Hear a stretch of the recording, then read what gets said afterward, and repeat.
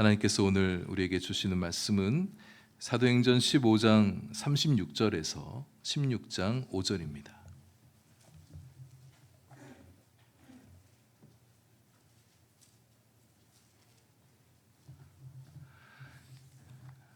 신약성경 215면 사도행전 15장 36절에서 16장 5절까지의 말씀을 저와 여러분 한 절씩 교독하시고 마지막 절 함께 읽겠습니다.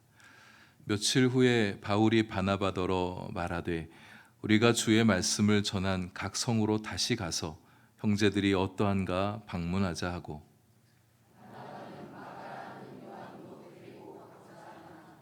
바울은 밤빌리아에서 자기들을 떠나 함께 일하러 가지 아니한 자를 데리고 가는 것이 옳지 않다 하여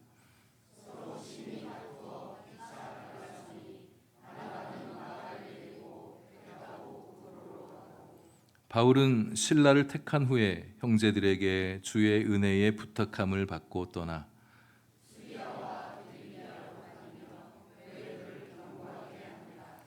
바울이 더베와 루스드라에도 이르매 거기 디모데라 하는 제자가 있으니 그 어머니는 믿는 유대 여자요 아버지는 헬라인이라.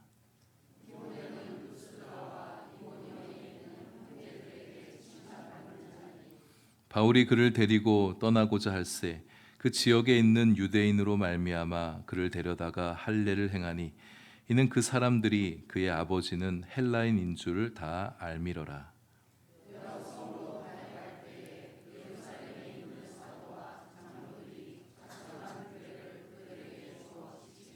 함께합니다. 이에 여러 교회가 믿음이 더 굳건해지고 수가 날마다 늘어가니라. 아멘.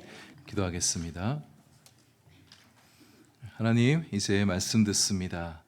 오늘 말씀이 우리에게 필요한 말씀, 또 우리 교회에 주시는 말씀 되게 하시고 잘 들어 마음에 담고 삶의 순종으로 이어가는 저희들 되게 해 주옵소서. 예수님 이름으로 기도합니다. 우리는 지난 주일에 예루살렘 교회에 있었던 사도들의 회의를 통해서 초대교회에 직면했던 중요한 이슈를 잘 풀어낸 이야기를 함께 살폈습니다. 정말 큰 위기였었죠. 그러나 그 위기는 성령님의 개입과 성령의 이끄심에 대한 지도부의 순종으로 말미암아 잘 해결해낼 수 있었습니다. 그럼 우리 인생도 마찬가지입니다. 우리 인생에 어떤 위기가 오든 성령께서 개입해 주시고 성령께서 이끌어 주시면 그 일은 해결되어 나갈 수가 있습니다. 근데 성령께서 이끄시려 하더라도 우리가 순종하지 않으면 그 일을 이루어질 수가 없습니다. 성령님의 이끄심과 우리의 순종이 만나서 문제는 해결되어 가고 일은 잘 풀려가는 우리 인생이 되어가는 것입니다. 큰 산을 넘은 것 같습니다. 그래서 예루살렘 회의의 결정을 다소 긴장하며 기다리고 있었을 안디옥 교회였는데 이제 그 좋은 소식이 들려지게 되니까 교회는 기쁨이 더욱 가득해지고 평안해지고 또 주의 말씀 안에 더욱 든든히 세워져가는 교회가 되어지는데요. 근데 생각하지 못했던 곳에서 또 문제가 하나 발생하게 됐습니다. 여러분, 이렇게 인생의 어려움을 만났을 때 그 문제를 해결하고 나면 좀 오랫동안 좀 평탄하게 형통하게 살아가면 얼마나 좋겠습니까? 근데 또 문제가 새로운 위기를 만나게 된 거예요. 근데 이 위기는 뜻밖에도 내부 지도자들 사이에서 일어났습니다. 바울이 지난 선교 여행 때 세웠던 교회들을 다시 방문하여서 교회 형편을 좀 돌아보고 또 성도들의 신앙을 좀 격려해주고 또 말씀 다시 들려주면서 양육하고 싶은 그런 마음이 일어나게 됐습니다. 그래서 교회가 든든히 서가고 있는지, 성도들은 신앙생활 잘하고 있는지, 혹 신앙생활에 어떤 어려움이 있는 것은 아닌지 궁금한 마음, 또 염려되는 마음도 일어났겠죠. 영적 아비의 마음인 것이죠. 여러분들 마음 안에도 교회에 대한 생각이 있고 걱정이 되어지기도 하고 교회가 잘 서가는가에 대해서 마음이 흘러가고 또 성도들이 신앙 안에서 잘 살아가는가에 대해서 마음이 쓰이고 있으시다면 여러분도 영적 아비의 마음을 가지신 분들이에요. 바나바도 바울과 같은 마음이었습니다. 그래서 소위 둘이 제2차 선교 여행을 이제 기획하게 되었습니다. 근데 한 가지 문제가 생긴 게 뭐냐면 1차 선교 여행 때 같이 합류했었던 마가 요한이 이 중도의 선교를 포기하지 않았었습니까? 근데 그 마가 요한을 다시 데려갈 것인가 말 것인가를 놓고 바울과 바나바 사이에 극렬한 의견 대립이 일어나게 된 거예요. 바나바가 먼저 제안을 했죠. 우리 마가 요한 데려가십시다. 그럼 이 바나바는 좀 포용적인 사람인 것 같아요. 마음이 좀 넓고 좀 관대하는 마음이 있는 사람이었습니다. 마가 요한이 비록 중도에 포기하긴 했지만 다시 한번 기회를 주면 좋겠다, 이런 마음이 있었던 것이죠. 바나바는 사람을 먼저 생각하는 마음이 앞섰던 사람인 것 같아요. 그러나 바나바의 제안을 바울이 거부합니다. 선교 여행 중 포기하고 집으로 돌아간 것은 어떤 이유에서든 무책임한 행동이라 그렇게 여겨졌던 겁니다. 이 바가 요한이 어떤 이유 때문에 중도 포기해야 됐는지 성경 그 이유를 말해주고 있지는 않은데요. 오늘 본문 바울의 이 48절, 15장 38절 말을 보면 그를 두고 자기들을 떠나 함께 일하러 가지 아니한 자, 이렇게 말하고 있어요. 이러보건대 선교의 일이 쉽지 않잖아요. 쉽지 않은 일 때문에 힘들어서 좀 포기한 것이 아닌가, 이렇게 읽혀지게 됩니다. 아무리 힘들어도 그렇지 선교사가 선교하기로 마음 먹었으면 고생할 것도 좀 각오해야지. 그것 없이 어떻게 선교여행을 떠날 수 있겠는가. 또 함께 고생하는 팀을 버려두고 자기 혼자 집으로 돌아가는 것은 동역하는 선교자의 자질, 선교사의 자질도 부족하다. 바울은 이렇게 본 것 같습니다. 설령 이 마가 요한이 마음을 새롭게 해서 다시 선교팀에 합류하고 복음 전하고 싶은 열망이 다시 일어났다 할지라도 또 선교여행하다 보면 어떤 어려운 일을 만날지 모르잖아요. 또 어떤 일을 만나게, 유사한 일을 만나게 될 때 또 포기하고 집으로 돌아갈 가능성이 다분히 있어 보인다, 이렇게 본 것이죠. 아무리 힘들고 어려워도 버텨내야 주님의 영광이 나타나지 않습니까? 힘들어도 버텨낼 때 주님의 일들이 이루어지게 되는데, 바울은 일하는 데 있어서 마가 요한의 모습을 보니까 그게 믿업지가 못하는 거예요. 바울은 사역하는 데 있어서, 선교하는 데 있어서만큼 사람을 봐주는 것보다 사역이 이루어지게 되는 것, 일이 잘 되어가는 것을 더 중요하게 생각했던 사람 같아 보입니다. 바울과 바나바 서로 간 입장이 팽배합니다. 의견차가 좁혀지질 않아요. 서로 심히 다투어 피차 갈라설 지경까지 그렇게 다투게 됐습니다. 결국 헤어지게 됐죠. 바나바는 마가 요한을 데리고 구브로로 가게 됐고, 또 바울은 이제 우리가 이제 2차 선교여행 루트를 쭉 따라가 보게 될 텐데 이제 선교여행을 떠나게 됩니다. 동역자 실라, 새로운 동역자 실라를 택해서 데려가죠. 이 대목에서 우리가 몇 가지 좀 생각할 점이 좀 있습니다. 첫째는, 먼저는 주님의 일을 할 때에 사람들 사이에서 이견이 일어날 수 있다라는 거예요. 주님의 일을 한다고 해서 모든 사람이 다 같은 마음, 같은 생각을 가지는 것이 아니라는 겁니다. 물론 교회는 예수 그리스도 안에서 하나인 공동체이죠. 그래서 같은 마음, 같은 생각, 같은 비전, 같은 소망을 품고 가는 것이 참 중요합니다. 그러나 늘 같을 수는 없는 거예요. 얼마든지 의견의 불일치가 교회 사람, 성도들 안에, 지도자들 안에도 일어날 수 있다는 거죠. 옳고 그름의 문제라면 사실 쉽습니다. 우리는 언제든지 옳은 편에 설 준비가 되어 있고 잘못된 것을 분별할 수 있는 분별력과 지혜가 우리 안에 있어요. 사탄이 공격해와도 우리가 늘 깨어있는 교회라면 옳은 것은 붙들어낼 수 있고 옳지 않은 것을 걸러낼 수 있을 만큼의 그런 힘이, 영적인 힘이 우리 안에 있단 말이죠. 그럼 문제는 옳고 그름의 문제가 아닙니다. 양쪽 다 일리가 있어요. 양쪽에서 보는 관점이 다른 것입니다. 서로가 중요하게 여기는 부분이 달라요. 사람을 배려하는 마음이 더 큰가, 아니면 일이 좀 더 잘 되어지는 것을 좀 중요하게 여기는가, 이런 입장 차이가 있을 수 있습니다. 또는 우선순위의 문제일 수 있어요. 어떤 분은 이것부터 먼저 하자, 다른 분은 저것부터 먼저 하자, 이런 차이가 있을 수 있단 말이죠. 이렇게 어느 쪽 하나의 의견만 옳다고 할 수 없을 때는 다른 길을 모색하는 것도 좋은 방법이 될 수 있습니다. 그래서 두 번째, 이견을 좁힐 수 없을 때는 서로 감정적 소모만 하지 말고, 서로 다투지만 말고 창조적 분리를 감행하는 겁니다. 따로 일하는 거예요. 헤어져서 선교 떠나는 겁니다. 서로 다투다가 주님의 일을 그르치게 되어지면 서로 감정이 상해서 에휴, 선교하지 마라, 이렇게 되어지면 누가 제일 좋아하겠습니까? 사탄이 좋아할 일이잖아요. 사람도 얻고 선교의 일도 또 감당해 나가기 위해서는 바울과 바나바 서로 각자가 떨어져서 각자의 마음에 맞는 사람 만나서 함께 선교여행을 떠나는 겁니다. 교회의 가장 중요한 두 지도자, 또 가장 중요한 선교사였던 바울과 바나바 사이에 갈등과 분열이 일어난 것은 안타까운 일이죠. 두 분이 마음 합해서 선교하면 또 얼마나 좋은 열매들이 또 풍성히 일어날 수 있겠습니까? 당장에는 이 두 사람의 갈등과 대립이 위기와 혼란처럼 보였습니다. 그러나 결국은 선교가 더 풍성해지는 창조적 분리가 일어났다, 우리는 이렇게 볼 수가 있겠습니다. 바나바는 그 이후에 사도행전 역사에서 그의 이름이 더 이상 등장하지는 않습니다. 그러나 나름대로 성과가 있는 사역들을 했을 것이고, 바울도 이제 선교 여행을 펼치면서 이제 우리 뒤에 살펴보겠지만 얼마나 놀랍고 아름다운 풍성한 열매들 맺어간지 몰라요. 이제 함께 살펴보게 될 것입니다. 같이 일하다가 마음이 나누어질 수 있습니다. 함께 동역하다가 뜻이 달라지는 지점이 생길 수가 있습니다. 그럴 때 우리가 최대한 좁혀보려고 해야겠죠. 상대방의 의견을 존중해 주기도 하면서 서로의 입장에 서보기도 하고 성령께서 과연 어떤 것을 원하시는가 좀 겸손히 엎드려 기도하는 시간도 충분히 가져가야 합니다. 그러나 끝내 좁혀지지 않을 수가 있는 거예요. 그럴 때 이게 하나님 대립하는 문제가 아니고 신앙 갖고 싸우는 문제가 아니고 옳은 일과 옳지 않은 일 사이의 대립이 아니라면 양쪽 다 잘해보자고 하는 일이 있다면 서로 주님 안에서 잘 헤어지고 각자가 중요한 생각과 방향대로 일해가는 것도 의미가 있는 일입니다. 좋은 방법 중에 하나라는 거예요. 그럴 때는 잘 헤어져야 됩니다. 사람이 잘 만나는 거, 사람이 만남도 중요한데 헤어질 땐 또 잘 헤어지는 게 중요하죠. 예수님의 영광을 해치지 않도록 주의하면서 서로의 감정을 상하게 하지 않고 인격을 모독하지 않게 하면서 교회를 힘들게 하고 분란에 빠뜨리지 않게 하면서 잘 헤어지는 지혜를 보이는 것도 성숙한 교회의 모습이겠습니다. 함께하는 것도 하나님께 영광이 되게 하고 함께하는데 영광이 되어지지 않으면 이것도 문제인 거잖아요. 서로 나누어서 하더라도 나눠지더라도 하나님께 영광이 되게 하며 이렇다면 하나님께서 그 양쪽을 다 받아주시고 합력하여 선을 이루신 방향으로 교회를 우리의 삶을 이끌어가 주실 것입니다. 바울이 1차 선교여행 때와는 역순으로 수리아와 길리기아 지방을 다니면서 튀르키예 땅으로 이제 선교여행을 가게 되는데 루스드라에 도착했을 때 사도 바울이 아주 중요한 사람을 만나게 되어져요.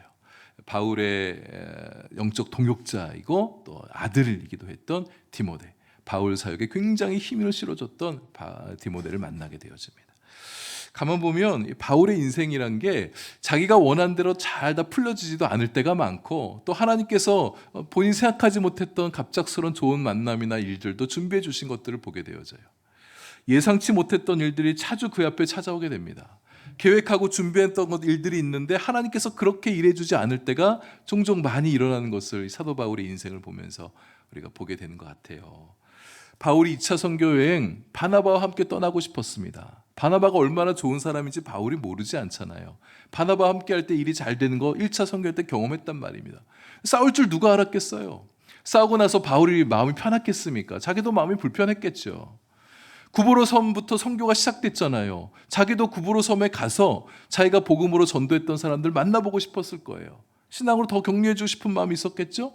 근데 바나바가 먼저 구브로로 떠나게 되어지니까 자기 불편한 거예요. 그래서 다른 쪽으로 가게 되어집니다. 자기가 만나보고 싶었던 사람도 못 만나게 되어지는 거죠.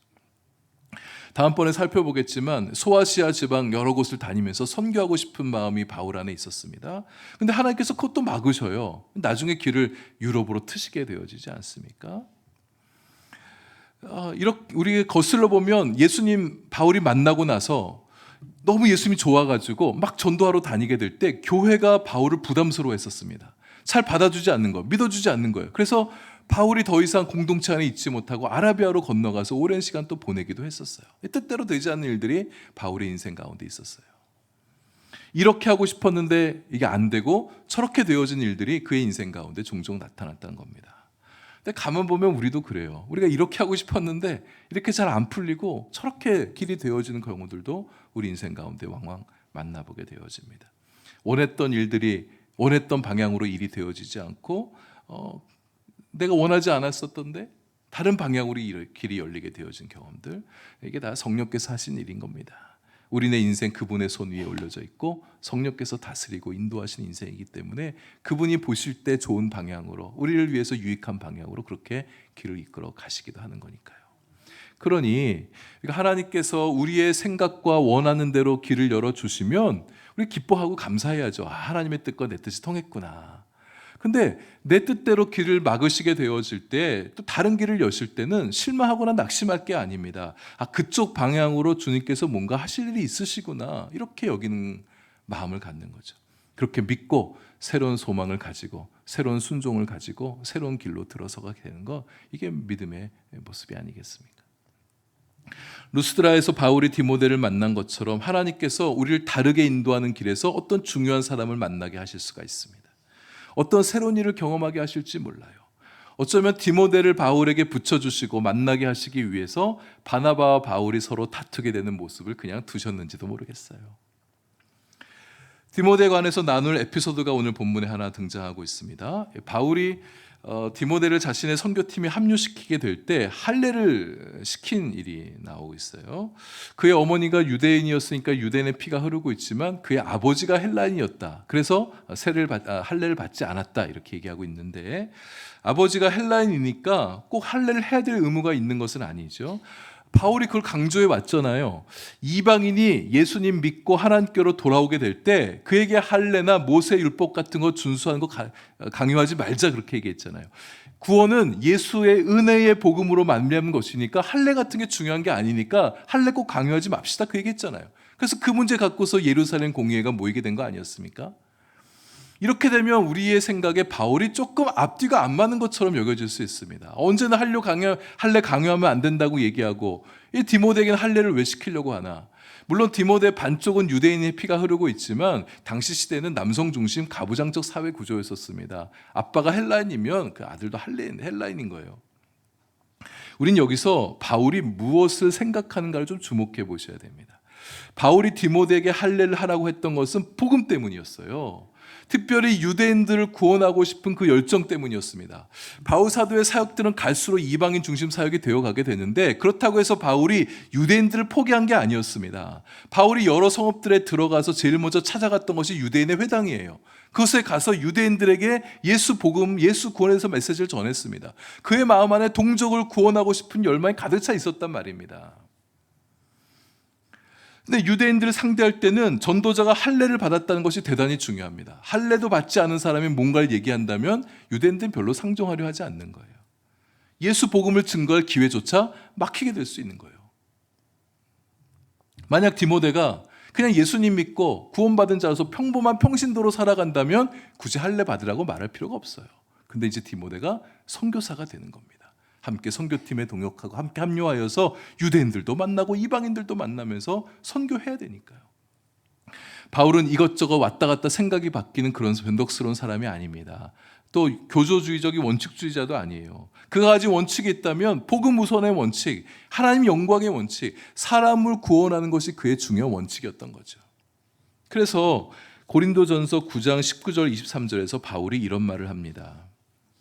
유대인에게는 내가 유대인과 같이 된 것은 유대인을 얻고자 함이요, 율법 아래 있는 자들에게 율법 아래 있는 자와 같이 된 것은 율법 아래 있는 자들을 얻고자 함이요, 약한 자들에게 내가 약한 자와 같이 된 것은 약한 자들을 얻고자 함이요.